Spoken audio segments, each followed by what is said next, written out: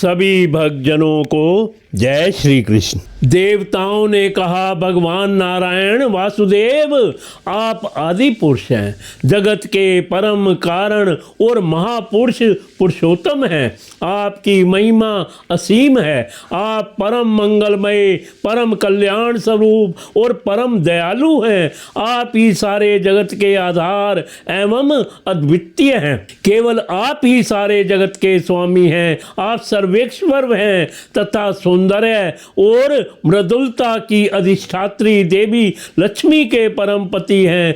प्रभो परम हंस परिव्राजक विरक्त महात्मा जब आत्म संयम रूप परम समाधि से भला भांति आपका चिंतन करते हैं, तब उनके शुद्ध हृदय में परम हंसों के धर्म वास्तविक भगवत भजन का उदय होता है। इससे उनके हृदय के अज्ञान रूप किवाड़ खुल जाते हैं और उनके आत्म लोक में आप आत्म नंद के रूप में बिना किसी आवरण के प्रकट हो जाते हैं और वे अनुभव करके निहाल हो जाते हैं। हम आपको बार बार नमस्कार करते हैं। भगवान, आपकी लीला का रहस्य जानना बड़ा ही कठिन है, क्योंकि आप बिना किसी आश्रय और प्राकृत शरीर के हम लोगों के सहयोग की अपेक्षा ना करके निर्गुण और निर्विकार होने पर भी स्वयं ही इस सगुण जगत की सृष्टि, रक्षा और संहार करते हैं। भगवान, हम लोग यह बात भी ठीक ठीक नहीं समझ पाते कि सृष्टि कर्म में आप देवदत्त आदि किसी व्यक्ति के समान गुणों के कार्य रूप इस जगत में जीव रूप से प्रकट हो जाते हैं और कर्मों के अधीन होकर अपने किए अच्छे बुरे कर्मों का फल भोगते हैं, अथवा आप आत्मा राम, शांत स्वभाव एवं सबसे उदासीन साक्षी मात्र रहते हैं तथा सबको समान देखते हैं। हम तो यह समझते हैं कि यदि आप में ये दोनों बातें रहें तो भी कोई विरोध नहीं है, क्योंकि आप स्वयं भगवान हैं। आपके गुण अनगणित हैं, महिमा अगाध है और आप सर्वशक्तिमान हैं।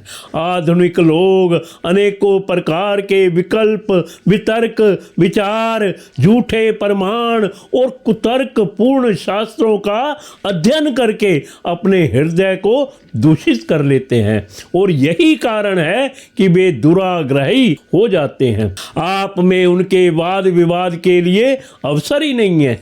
आपका वास्तविक स्वरूप समस्त मायामय पदार्थों से परे केवल जब आप उसी में अपनी माया को छिपा लेते हैं, तब ऐसी कौन सी बात है जो आप में नहीं हो सकती। इसलिए आप साधारण पुरुषों के समान कर्ता भोक्ता भी हो सकते हैं और महापुरुषों के समान उदासीन भी। इसका कारण यह है, ना तो आप में कर्तव्य भोग तत्व है और ना ही उदासीनता ही।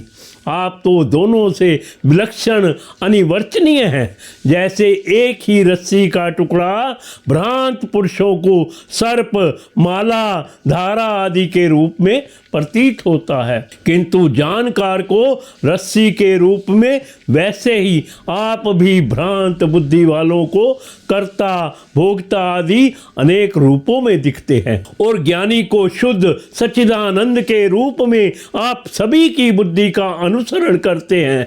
विचार पूर्वक देखने से मालूम होता है कि आप ही समस्त वस्तुओं में वस्तुत्व के रूप से विराजमान हैं, सबके स्वामी हैं और संपूर्ण जगत के कारण, ब्रह्मा आदि प्रकृति के भी कारण हैं। आप सबके अंतर्यामी अंतरात्मा हैं।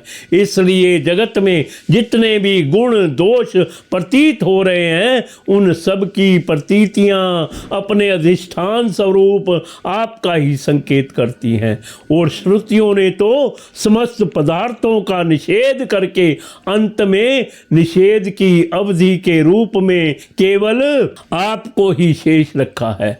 मधुसूदन, आपकी अमृतमयी महिमा रस का अनंत समुद्र है, उसके नन्हे से सीकर का भी अधिक नहीं। एक बार भी स्वाद चख लेने से हृदय में नित्य निरंतर परमानंद की धारा बहने लगती है।